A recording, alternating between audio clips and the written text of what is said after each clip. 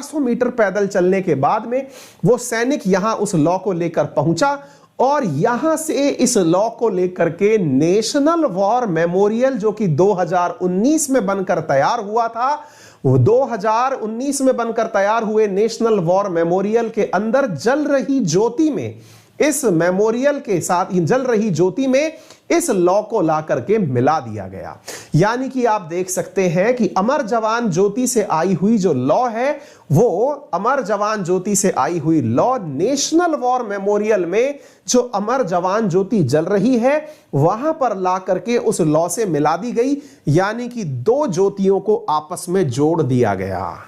क्या महत्व है इस बात का? चलिए अब मैं आपको थोड़ा सा मैप के माध्यम से समझाने का प्रयास करता हूं, एक 3D इमेज के माध्यम से समझाने का प्रयास करता हूं। मेरे प्यारे साथियों, गणतंत्र दिवस पर जिस जगह को आप याद रखते हैं दैट इज राजपथ, जहां पर गणतंत्र दिवस की परेड होती है, उस पर एक 3D, ये आप जो व्यू देख रहे हैं शायद बहुत ऊंचा है, मैं थोड़ा जूम करके आपको दिखा दूं। आप जिस जगह पहुंचने वाले हैं वो जगह नेशनल वॉर मेमोरियल है।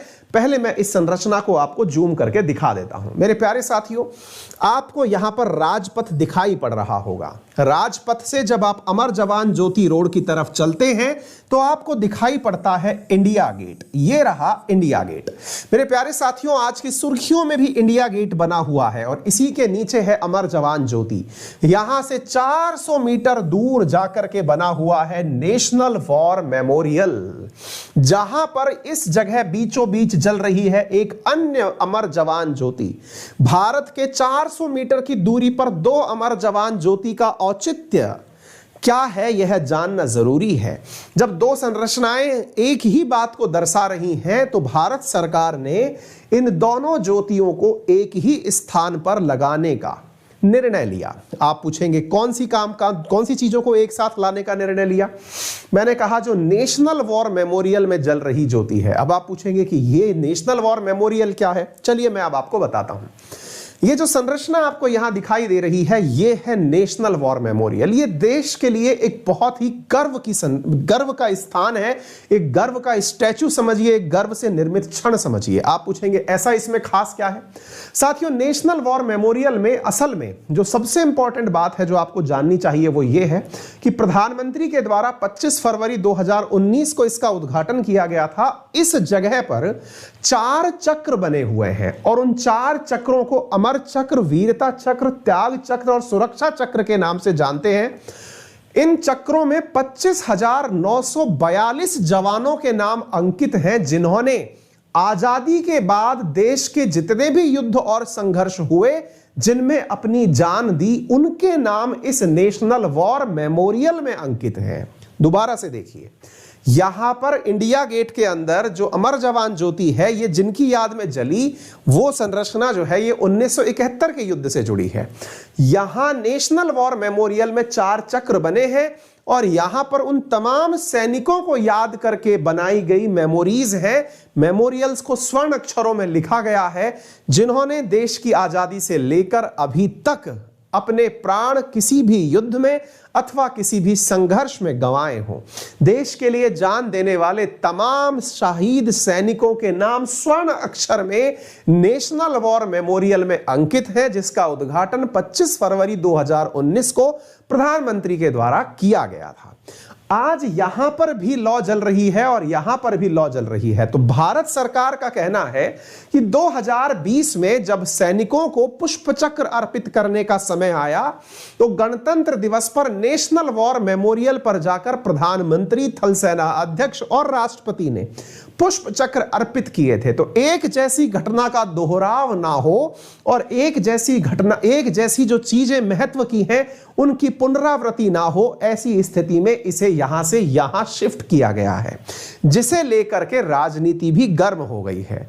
कई राजनीतिक विचारकों का और विपक्षी पार्टियों का मानना है कि सरकार ने शहीदों का अपमान किया है। शहीदों का अपमान से अर्थ है कि अमर जवान ज्योति जो 1971 के युद्ध की याद दिलाता है, उन शहीदों का अपमान सरकार के द्वारा किया गया है, ऐसा विपक्ष का आरोप है। वहीं पर सरकार का मत है कि जब भारत के तमाम सैनिकों के लिए एक स्मारक बनाया गया है तो चीजों का दोहराव नहीं होते हुए हमने अपनी सारी की सारी जो श्रद्धांजलि है वो एक ही जगह अर्पित करने के लिए इस ज्योति को यहां पर स्थापित करने का निर्णय लिया है। यह सरकार का मत है, आपका दोनों में से एक मत जरूर हो सकता है। हो सकता है कि आप ऐतिहासिकता में विश्वास रखें, हो सकता है कि आप सरकार की प्रयास की सराहना करें, यह आपका निजी मत हो सकता है। मैंने आपको बता दिया कि अब इंडिया गेट पर अमर जवान ज्योति नहीं जलेगी, इसके स्थान पर नेशनल वॉर मेमोरियल में अमर जवान ज्योति जलेगी। यह न्यूज है। अब आप अपनी राय क्या रखते हैं इससे कि इस न्यूज का कोई लेना देना नहीं है, यह काम आज हो चुका है। 21 जनवरी के दिन इस काम को एग्जीक्यूट किया जा चुका है। यह थी न्यूज। उम्मीद है आप लोगों को यह बात समझ में आ गई हो। इंदिरा गांधी जी के द्वारा अमर जवान ज्योति को जलाया गया था, आज हमने इस चीज को कहां पर ट्रांसफर कर दिया है, यह सारी जानकारी मैंने आपको यहां पर दे दी है। फिलहाल के लिए इतना ही। अगर आपको यह जानकारी समझ में आई हो तो इस सेशन को जरूर अपने दोस्तों से साझा करिएगा। इस प्रकार से स्वर्ण अक्षर में लिखे गए हैं अमर जवान यहां पर नेशनल वॉर मेमोरियल्स में हमारे शहीद सैनिकों के नाम। उम्मीद है आप सभी को यह जानकारी समझ में आई हो। अगर आई हो तो अपने दोस्तों से इसे शेयर करें। चैनल पर नए हैं तो सब्सक्राइब कर लें और वीडियो पसंद आ रहा हो तो लाइक करें। इसी चैनल पर रोजाना सुबह 8:15 बजे रियल न्यूज एंड एनालिसिस नाम से एक जबरदस्त शो होता है करंट अफेयर्स का, उसे आप जरूर ज्वाइन करें।